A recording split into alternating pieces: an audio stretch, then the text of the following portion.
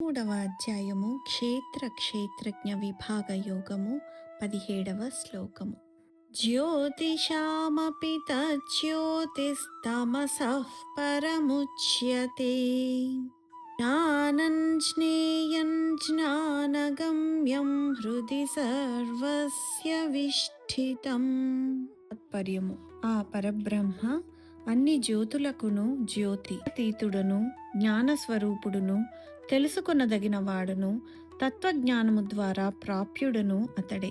సర్వప్రాణుల హృదయములయందు విశేషముగా ఉండువాడును అతడే. వివరణ: జ్ఞానము అనగా తెలుసుకునే విషయం, జ్ఞేయము తెలుసుకొనేది, జ్ఞానగమ్యము అనగా తెలుసుకోవడానికి మజిలి కూడా ఆ పరమాత్మయే. జ్యోతి యొక్క జ్యోతి ప్రకాశము ఆయనే. అంతేకాక సూర్య చంద్రులను, గ్రహాలను, నక్షత్రాలను వెలిగించే ప్రకాశము భగవానుడే.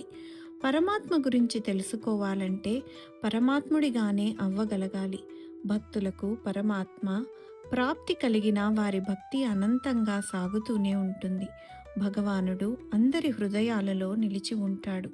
పరమాత్మ అందరిలో నివసిస్తాడు. ఆయనకు ఉచ్చ నీచ భావనలు ఉండవు. ఇది తెలుసుకోవడానికి జ్ఞానదీపం అవసరం.